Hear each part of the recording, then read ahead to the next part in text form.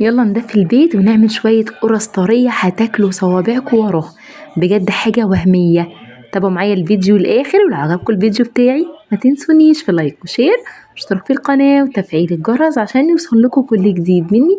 ويلا نبدأ وصفتنا ونقول بسم الله الرحمن الرحيم. أول حاجة هنعمل اختبار للخميرة. هنجيب كوباية ونحط فيها معلقة ونص من السكر، عليها معلقة ونص من الخميرة أو باكت خميرة، باكت خميرة فورية، وعليها حوالي ربع كوباية من المية الدافية.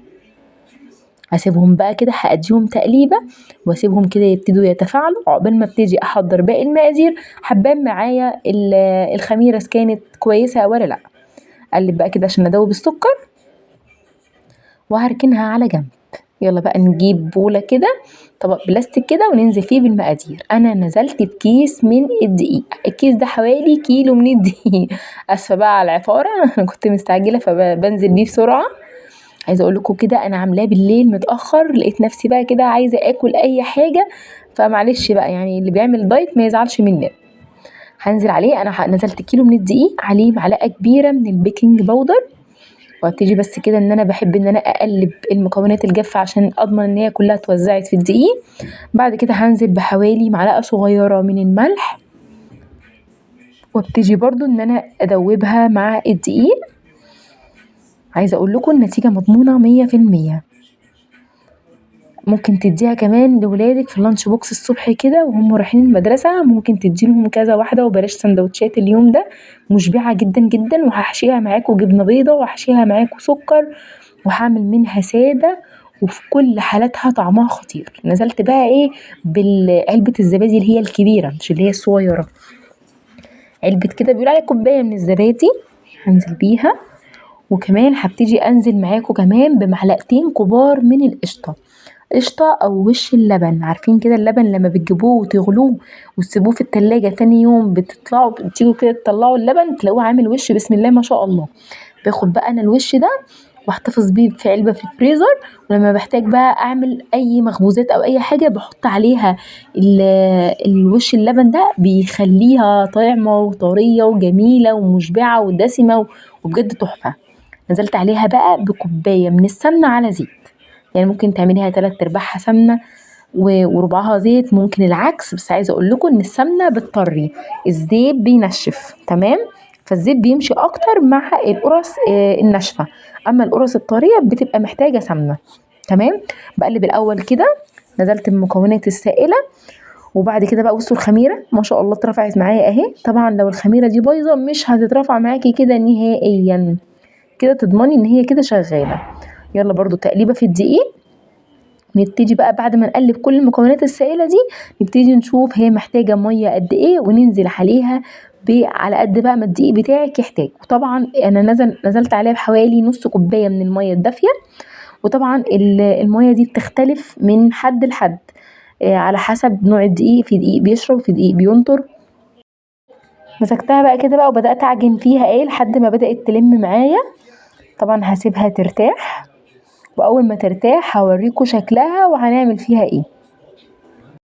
العجينه اختمرت معايا، انا ما سبتهاش تختمر قوي يعني عشان انا لسه هخمرها تاني، فقلت اخدها كده وابتدي بقى اقطعها قد يعني قد الليمونه الكبيره كده، او على حسب انت عايزه حجم القرصه قد ايه. بس عايزه اقول لكم ما شاء الله رمى معايا كميه محترمه، رمى معايا يعني كميه حلوه قوي. بعد بقى ما بتكوري الكور عدي بقى كده وشوفي انت ايه اول واحده بداتي بيها، هي اول واحده هبدا فيها في الخطوه اللي بعد كده هكون بقى ارتاحت. بس طبعا غطيها 10 دقايق كده وابدأي اول واحده كورتيها، يعني انا اول واحده حطيتها في الطبق دي هي اول واحده هبدأ فيها. بصي انا مليت الطبق التاني اهو اللي تحت الكيس، طبعا بغطيها عشان ما تنشفش. وطبق تاني اهو، هبتدي بقى اول واحده بدأت فيها هي اول واحده هبتدي اشتغل فيها. باخدها بقى كده وهجيب صينيه مدهونه بالزيت، طبعا مشغله الفرن بتاعي درجه حراره 200 على الرف الوسطاني. ببتدي ان انا بططها بايدي كده، يبقى ارتفاعها حوالي نص سنتي. ببططها بقى كده، حابه تضيفي على وشها سمسم ماشي، اي حبوب تانية ماشي، ساده كده مفيش مشكله. بصوا انا كده ايه رصيت صينيه، هبتدي اجيب شوكه وابتدي ان انا ايه اغرزها كده بالشوكه. تمام. ده بس عشان اعلم بس القرص مش اكتر. خلاص اهو. ممكن بفرشة كده تدهني الوش لبن، وترشي على الوش سكر، ممكن تحشيها سكر، ممكن تحشيها جبنة. بصوا بقى الخطوة دي اختيارية. انا هاخد كده من القشطة اللي عندي وهبتدي انزل على الوش بتاعها بحيث ان هي تديني طعم وتديني لسعة حلوة كده اهو. شايفين الجمال؟ عايزه اقولكوا بقى لما تخش تحت الشوايه هتديكوا لون محمر كده، هيبقى شكله حلو جدا اهو. دي القرص الساده اللي انا عملتها. كل اللي عملته ان انا خدته وفردته بططته على ايديا وبدات ان انا ارصها في صينيه بس مش اكتر. طبعا الحجم ده على حسب ما انت عايزاها، عايزاها كبيره، عايزاها وسط، عايزاها صغيره اهو زي ما انتوا شايفين. ولسه طبعا ما شاء الله فاضل معايا.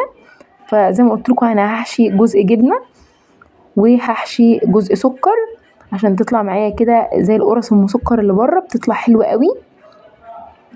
بصوا دي هحشيها جبنه اهي، جبنه اهي، وابتدي ان انا اقفل عليها.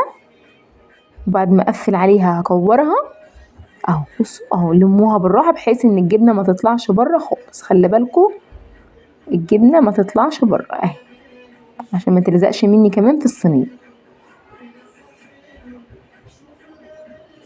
اهو زي الفل اهو. قفلتها كده، اكورها بالراحه وانزل بقى بيها في الصينيه واديها ضغطه كده بس.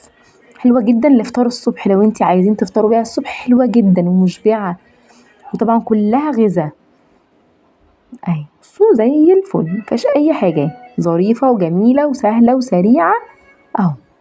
متاخدش وقت خالص، هي ربع ساعه.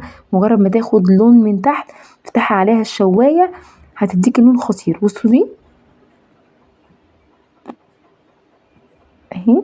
احشيها جبنه وفي حشيتها بعد كده سكر بس مش فاكره انا صورتها ولا لا. بس في كلا الاحوال بتطلع طعمها تحفه جدا اهو زي الفل. هقفل بقى كده،